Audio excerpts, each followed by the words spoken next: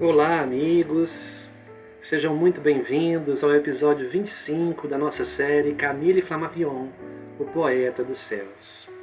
Gostaria de começar esse episódio recordando brevemente que no episódio anterior, no episódio 24, nós conversamos um pouco sobre os primeiros dias de Camille Flammarion como estagiário do Observatório de Paris, como era a sua rotina, como era o serviço, o trabalho que ele executava dentro do departamento de cálculo, onde ele tinha 6 colegas de trabalho, e como ele usava as suas horas vagas naqueles primeiros dias no Observatório de Paris. Recordo que depois das 4 ou 5 horas, quando ele estava livre, ele usava para estudar as suas disciplinas e terminar a sua formação acadêmica. Então nós vimos essa sua entrada e essa sua rotina inicial. Impressionava o jovem Camille como as pessoas viam a astronomia dentro do Observatório de Paris. As pessoas viam a astronomia apenas através dos cálculos, através da utilização da matemática para estabelecer a posição geográfica dos astros do céu e fazerem catálogos de localização e identificação. Ninguém via na astronomia aquele significado filosófico, aquela busca por conhecer o universo, as nossas origens, a natureza dos planetas, dos astros, como Camille buscava através de seus estudos.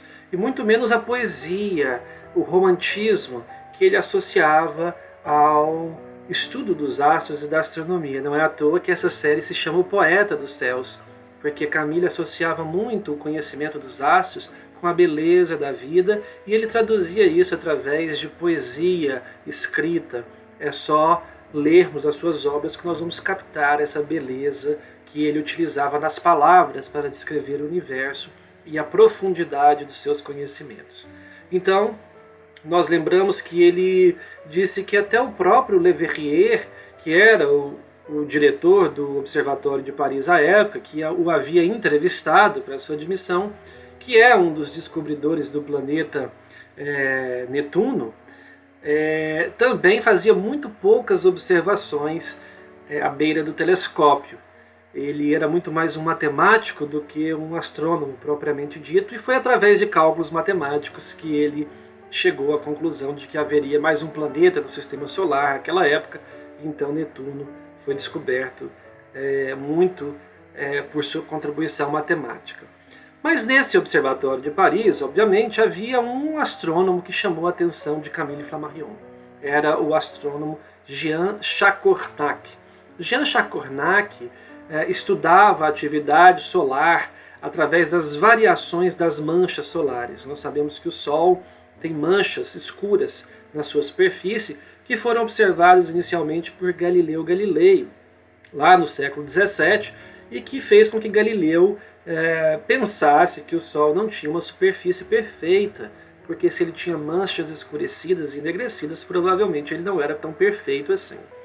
Então Chacornac estudava essas atividades solares através dessas manchas, mas ele também era um grande estudioso dos planetas e da própria Lua. Ele observava os planetas e a Lua, e ele fazia de fato observações astronômicas, e ele entendia a astronomia de uma outra forma, diferente dos matemáticos do Observatório de Paris. Ele já trazia uma preocupação com a natureza daqueles astros, com o seu significado, com a sua profundidade e etc. E não tardou muito para que Camille ficasse amigo desse astrônomo, Monsieur Jean Chacornac, e se encantasse com a maneira com que ele via a astronomia. Uma história curiosa é que no futuro Chacornac vai encontrar grandes dificuldades e grandes problemas dentro do Observatório de Paris, impostos por Leverrier, que dificultou a sua vida ali dentro do Observatório de Paris. E essas dificuldades que Leverrier acabou impondo a Chacornac fez com que este último pedisse sua demissão e seu desligamento do Observatório de Paris e fosse morar numa cidade nas proximidades de Lyon, no interior da França, onde nasceu Allan Kardec.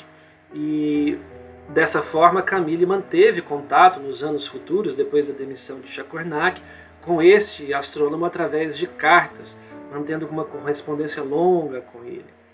Leverrier também no futuro, como nós vamos ver, vai implicar com Camille. Então parece que o diretor do Observatório de Paris, apesar da sua fama como astrônomo, ele tinha dificuldade de relacionar-se com as pessoas que ali trabalhavam.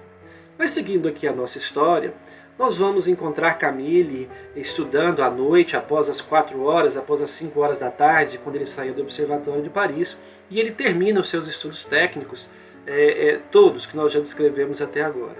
E a partir do momento que ele termina, ele passa a ter tempo livre para ler as grandes obras astronômicas, as obras de astronomia, os grandes tratados de astronomia. E ele vai descrever as impressões que essas obras causaram no seu espírito. Impressionou mais de maneira intensa e importante um livro escrito por Laplace, chamado A Exposição do Sistema do Mundo. Além desse livro, ele também leu um livro escrito por Buffon, chamado Estudos da Natureza, que também trazia grandes referências sobre o céu e sobre a astronomia. E um outro livro escrito por Humboldt, chamado Cosmos. Veja que hoje nós temos uma série de TV chamada Cosmos, e Camille havia lido essa obra do século XIX, escrita por Humboldt, com o mesmo nome, chamada Cosmos. E ele vai dizer com as suas palavras, e para isso nós vamos abrir as nossas aspas para Camille, sobre a importância e o impacto que essas obras tiveram no seu espírito e no seu pensamento. Então, abrindo aspas para Camille Flammarion, essas obras expuseram meu espírito aos mais esplêndidos panoramas do espaço e do tempo.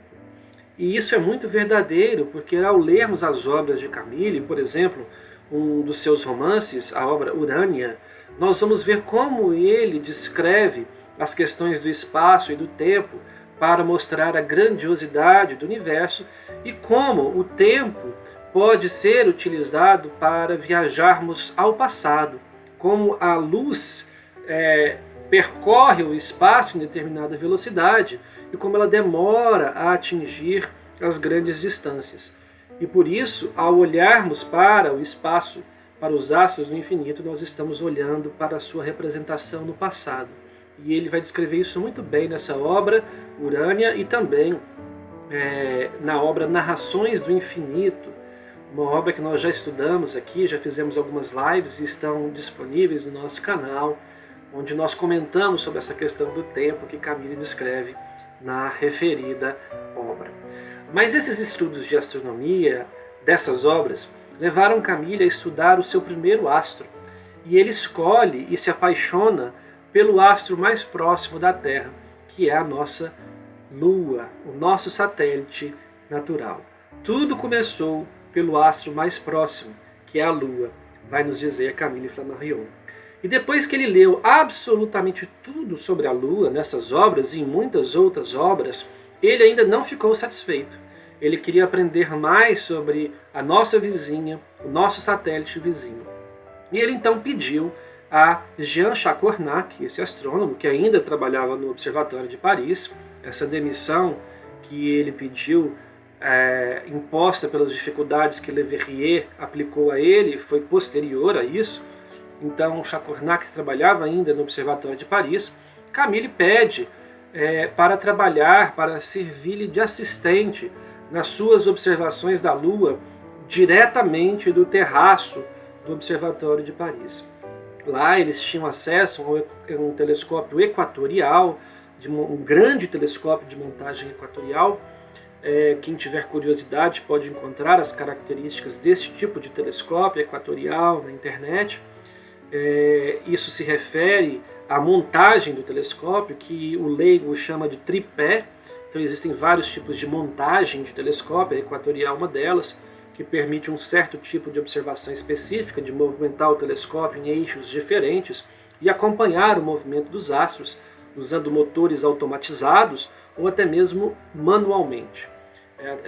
Hoje em dia nós usamos esses motores automatizados para acompanhar os astros, o que permite a realização de fotografias, porque o telescópio se mexe na mesma velocidade que o astro, então parece que o astro está parado. Então permite que as câmeras fotográficas captem bastante luz sem que formem borrões ou rastros luminosos, porque o astro tem a impressão de estar parado para a câmera fotográfica. Então existia esse telescópio equatorial lá no terraço do Observatório de Paris, e ele se localizava na torre oeste do observatório, e Camille pediu então a Chacornac para auxiliá-lo nas observações da Lua, porque ele queria se aprofundar nos estudos dessa cratera.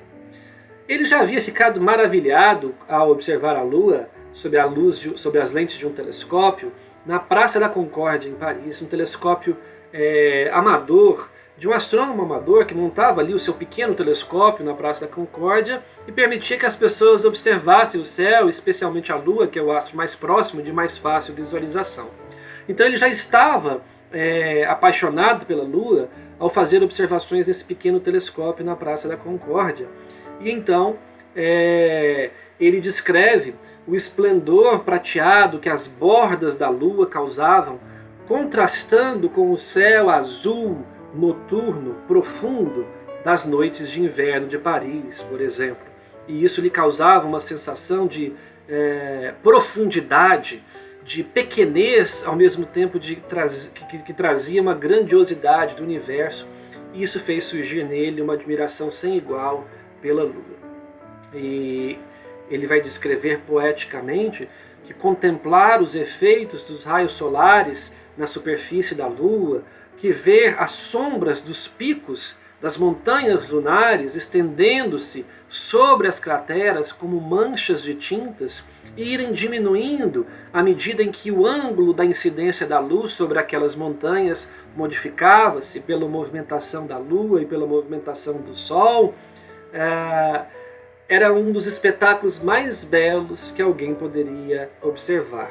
Ainda mais sob a orientação e sobre a guia de um astrônomo experiente como Messier Chacornac. Inclusive, meus amigos, existe uma cratera na Lua chamada Cratera de Chacornac, em homenagem a esse astrônomo francês que descreveu, dentre outras coisas, vários meteoros e vários asteroides que circulam ali nas imediações entre Marte e Júpiter, um cinturão de asteroides que estão ali. Então não era um astrônomo inexperiente, era realmente um astrônomo respeitado àquela época. E quando ele olhava no telescópio equatorial do Observatório de Paris para a Lua, sob orientação de Chacornac, Camille vai falar uma frase que nós também talvez falássemos àquela época. Abre aspas para Camille. Tinha-se bem a impressão de um mundo morto e de um silencioso deserto. Porque a observação da Lua mostrava aquele aspecto acinzentado, aquelas crateras, mas não via-se movimentação nenhuma. Então ele supunha que era um mundo morto e muito semelhante a um deserto silencioso. Mas ao mesmo tempo Camille vai dizer, mas nós estamos tão longe. A Lua está a 384 mil quilômetros de distância, aproximadamente, da Terra. E aquele telescópio, com uma capacidade de aumento de 1000 vezes, trazia a imagem para a Lua como se o observador estivesse a 384 quilômetros apenas. Mas ainda assim, era uma distância muito longe para que ele pudesse concluir seguramente que era um mundo morto, um mundo muito semelhante a um deserto. Só para termos de comparação, a Estação Espacial Internacional, onde os astronautas estão nesse momento estudando e fazendo pesquisa no espaço, situa-se a aproximadamente 300 quilômetros da Terra. Então era mais ou menos a distância que os astronautas enxergam a Terra. Era essa a visão que Camille tinha da Lua através do uso daquele telescópio. Mas Camille criou uma grande afeição pelo terraço do Observatório de Paris. Todos nós temos nessa vida alguns lugares favoritos que nos marcam, que nos tocam, que nos trazem lembranças e emoções do passado e que trazem um significado para as nossas emoções. E Camille tinha essa relação com o terraço do Observatório de Paris. As noites sob a luz da lua no terraço do observatório eram maravilhosas. Ali nos sentimos verdadeiramente acima da aglomeração vulgar. Dali parecia que eu era transportado para a Babilônia antiga, onde os astrônomos babilônicos faziam grandes descobertas. O chão do terraço do Observatório de Paris era feito de várias pedras entrepostas com telhas, e entre essas pedras havia a construção de pequenos canais por onde a água da chuva escorria, fazendo um sistema de escoamento da água. E era uma construção monumental àquela época, um prédio muito imponente que, segundo Camille, parecia desafiar os séculos e as revoluções, como se fosse indestrutível, e por onde e de onde podia-se observar Paris por inteiro, em todas as direções, até o horizonte. Então era uma vista maravilhosa da cidade de Paris.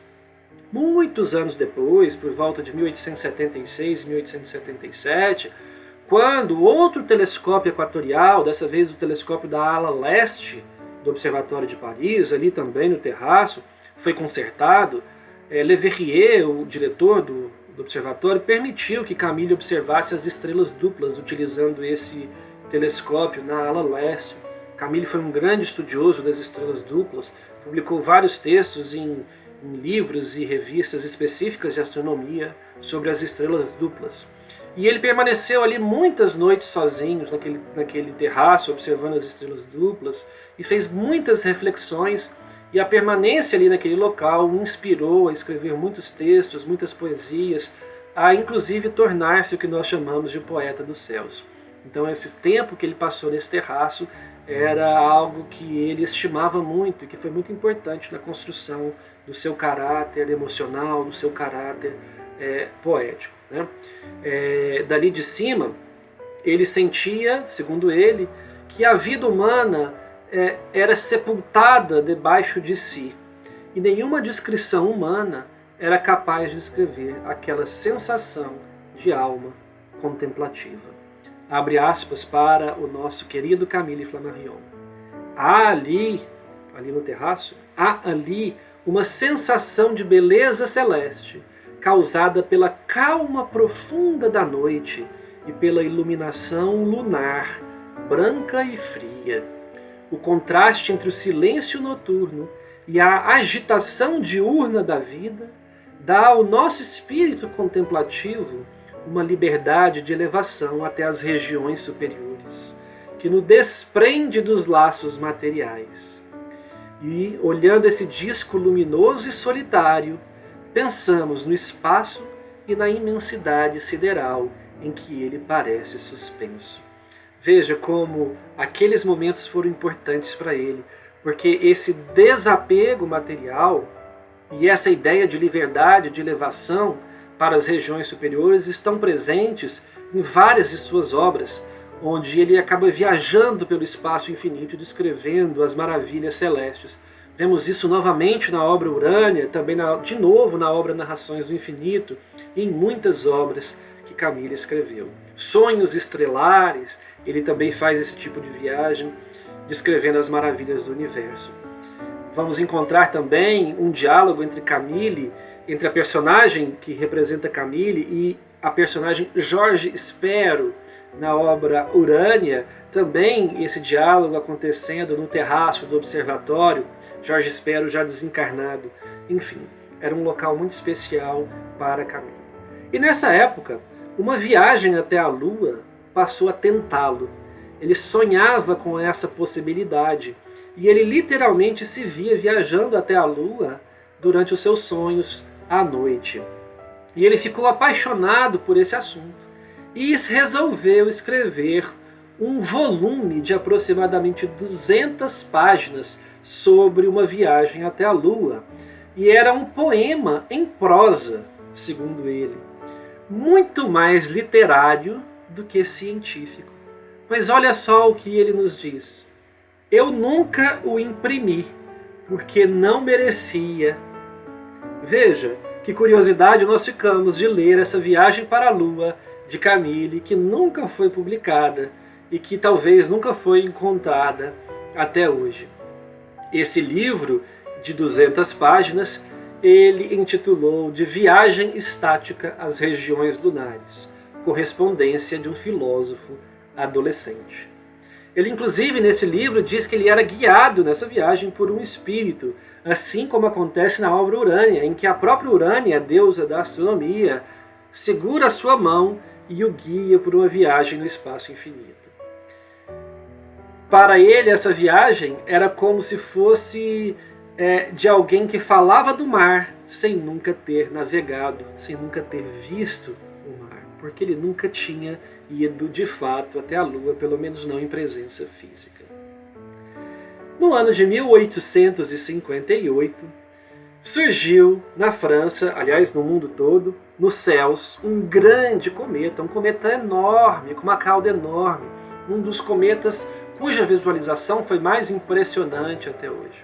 Foi descoberto pelo astrônomo Donati, um astrônomo italiano, que Camille teve a honra de conhecer depois, mais na frente, em 1872, quando da inauguração do Observatório de Florença, na Itália.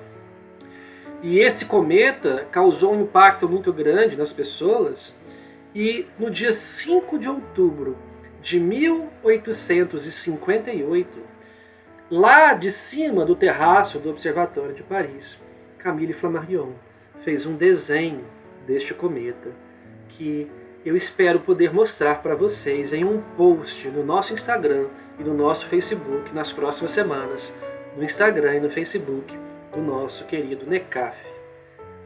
Eu agradeço mais uma vez a atenção de vocês por nos terem acompanhado nesse episódio 25 da série Camille Flammarion, o Poeta dos Céus, e espero encontrá-los todos novamente com muita alegria para assistirmos o episódio de número 26, muito em breve. Um grande abraço com todos e que Deus nos abençoe.